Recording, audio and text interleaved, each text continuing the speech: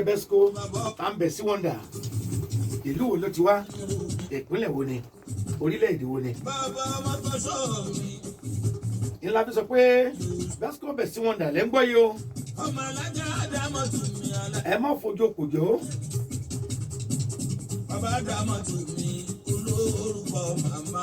Besco wọn bẹ ń yàrá agbára ní Royal FM 95.1 lónìí torí bàbá ń wí la máa ń gbọ́ káàkiri ti Kwara kọ́ bẹ̀ṣẹ̀ gbúrò ní ìpínlẹ̀ Ògùn lẹ́mọ̀ gbọ́ lọ́yọ̀ lẹ́mọ̀ gbọ́ pínlẹ̀ Èkó àwọn Yorùbá tí ń bẹ nílẹ̀ Ìgbò náà wọ́n ti dààmú pé Azeez Wonder ọ̀kan ni.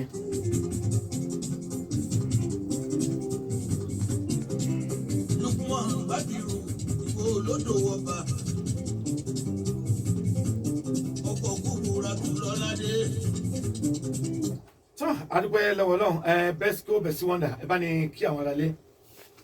Assalamu alaikum warahmatullahi wabarakatuh. Mo gbọ́ mo gbà mo yege o Wonder, mo gbọ́ mo gbà mo yege, mo tètè gbẹ̀kọ́, mo dúpẹ́ f'Ọlọ́run, mo tètè gbẹ̀kọ́ ó lọ́wọ́ àwọn òbí mi méjèèjì ló jẹ́ káyé mi ogun rege.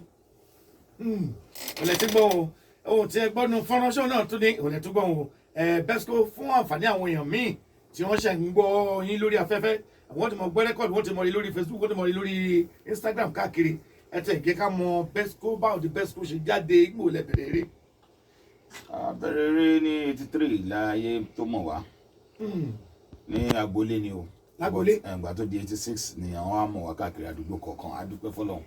ìgbé agboolé ọdún mẹ́ta gbáko nínú ilé ẹ fẹ́ ṣe Besco abẹ́ ilé. lẹ́yìn sálẹ̀ kó 279 tí mo kó lẹ́yìn wọn lẹ́yìn àjíwèrè so la fi wá ṣe practice fúnra wa títí di nǹkan bíi 3 years ní after gbà yẹn látọ̀ wá nípa àwọn èèyàn mọ̀ wá ìgbà yẹn Alh Dankazeem àwọn máa ń ṣe MC káàkiri gbogbo lórí 86 yẹn ṣùgbọ́n ọjọ́ tí Alh Dankazeem wá ṣe MC lágbo mi ibẹ̀ kún fàyà bí ìgbà tí àdúgbò f'Ọlọ́run 1986 nígbà yẹn.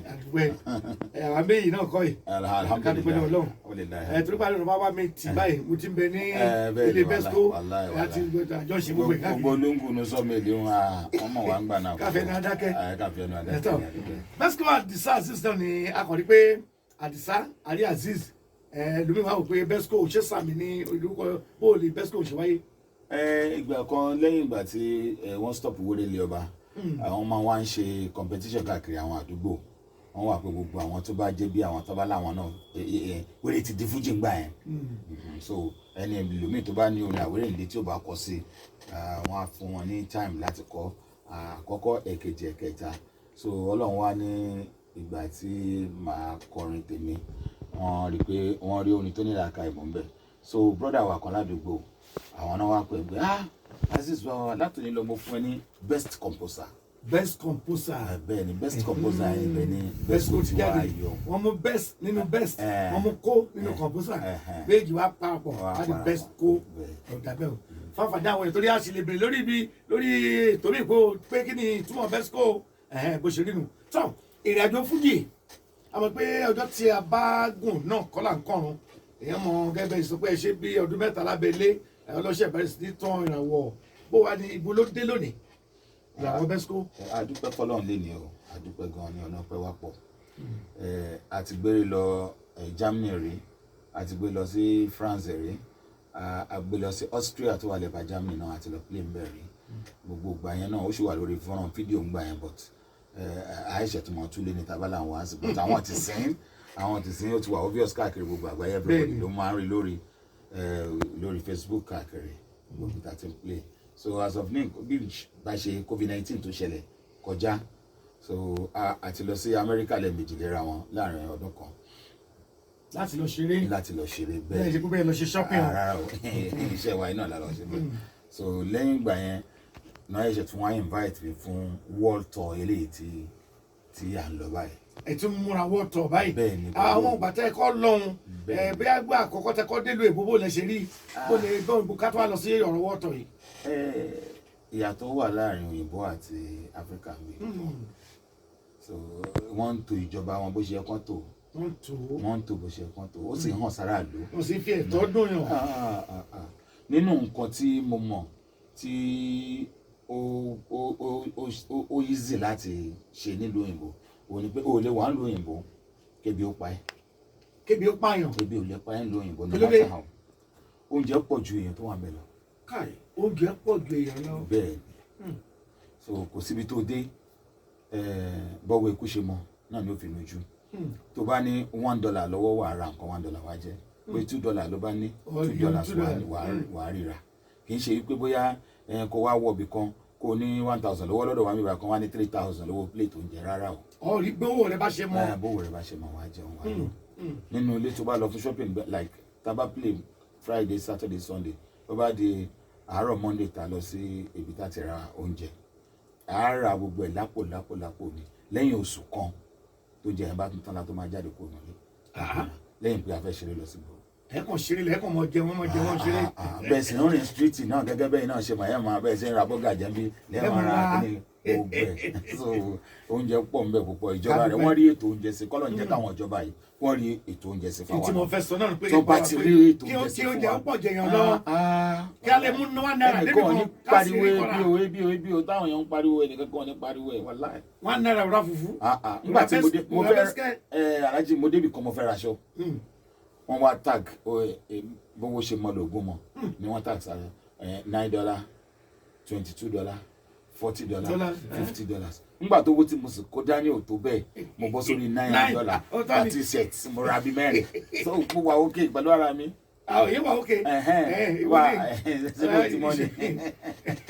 ọ̀nà ká dúpọ̀ lọ́wọ́ tó wọ́tọ̀ tí ẹ wá wí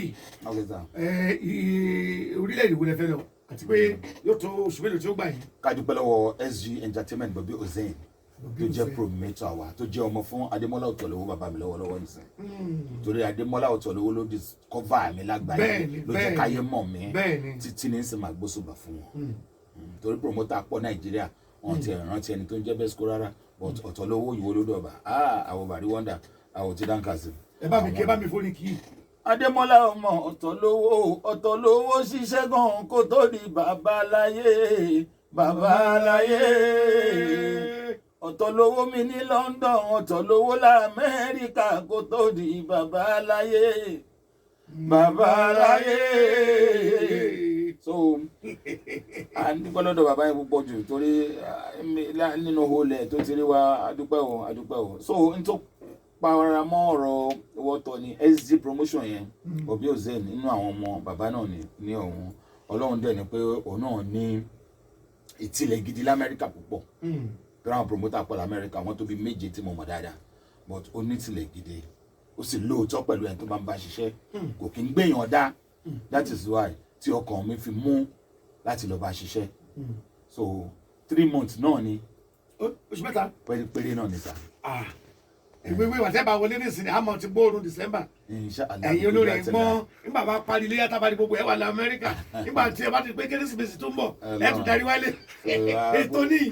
gbogbo àwọn tá a tẹ̀ ní booking fún wa àtàwọn tó máa ní booking fún wa àti dé láti ending of November bí November bá ti ń parí báyìí pẹ̀lú ògo Ọlọ́run tẹ́mi bá ń bẹ lọ́rùn mi mo ti dé ẹ̀mí yóò mọ̀ wá lógo Ọlọ́run so Ọlọ́run jẹ́ kí abara wa láyọ̀ àti àlàáfíà so káwọn kan máa mi kàn pé àwọn fẹ́ gbére fún Besco kìíní kankan ó ti ṣẹlẹ̀ rí the last time náà ṣe bá rántí látọ̀hún náà mo ṣe ní booking lọ́hùn mo wálé mo wá sí Ẹ̀pẹ́ Èkó mi báyìí mo wá ṣeré fún kábíyèsí iná foríjà mo kó ń bẹ̀ mo wá sọ́dọ̀ kábíyèsí mo fún táwùlà wà lọ́ba Ìpẹ́ mo ṣeré tiwọn náà mo ṣeré kan náà Adéwọlé fáwọn alájà kan náà mo lè tún padà níjọ́ kẹta mo ṣe padà yẹn kó tó di pé mo wá. wọn náà bá ti gbàdúrà èèyàn lè gbéra láti Ìlọrin kó ló fẹlẹ gẹ súyà Kánò ó sì tún padà kánò pé náà oṣù mẹ́ta òun ẹ̀sán òun ẹ̀wá gbọ́n òun Besco nítàn torí pé òun ò sí lé kìí ṣe pé bóyá búkì ò ní mọ́ lọ o àbí búkì ọ̀fìn sẹ́tù tí Nàìjíríà kò sí ti sàn. ẹ fún àwọn tí wọ́n bá nífẹ̀ẹ́ Besco àbí wọ́n fẹ́ lọ búkì kan àbí bẹ́ẹ̀ a lè fi àwọn nọ́mbà tí wọ́n lè pè é lẹ̀ pé kẹ́ tó dé ẹlòmíín ní búkì ni o adùpẹ́ ẹ lọ rí ẹ̀bọ̀ rẹ o ẹ tó bá mi fi orin dá àwọn èèyàn lára yá wọ́n lè tó mọ̀ pé bẹ́ẹ̀ sí wọn dà níbẹ̀ ní yàrá agbára. bẹ́ẹ̀ sí wọn dà mo dúpẹ́ fọlọ́run ọba wọlé wọn dà mo dúpẹ́ fàlàwùrà ìpè wọn bí wà ní Ìlọrin olóríire làwọn tó ń bẹ ní Ìlọrin ọlọ́lá gidi làwọn tó ń bẹ ní Kwara ìyẹn la fi ń dúpẹ́ fọlọ́run ọba ẹ bá ń ṣe ṣéwù fọba wa lónìí ṣéwù والله يعصمك من الناس لا تعذرك ولا تنسى ولا يحول ولا قوة إلا بالله العلي العظيم. adúgbò lọ́wọ́ Ọlọ́run èmi ò dúpẹ́ pé mi kan jẹ́ ọmọ Ìlọrin. ọpẹ́ ni o 0816 0816 415 415 8629 8629 ẹ bá pè lẹ́ẹ̀kan sí 0816 0816 415 415 86 8629. 29. So booking manager mi ni ló máa gbé fún any booking tó bá ti ní pẹ̀lú mi. Kódà mi bá ṣe ara ẹ ṣé púpọ̀. Ọlọ́run pẹ̀lú wa. Besco Azeez Adisa náà ni ẹ ti ń gbọ́ wọn Ọlọ́run yóò wà pẹ̀lú wa o. Àdí ṣiṣẹ́ lógun tọ́lọ́run. Àmọ́ mọ̀ ṣe o. Ẹ lọ rí ẹ bọ̀ ní lógun tọ́lọ́run bá o. Ẹ bà láyọ̀ àtàláfíà. Ẹ ṣé púpọ̀.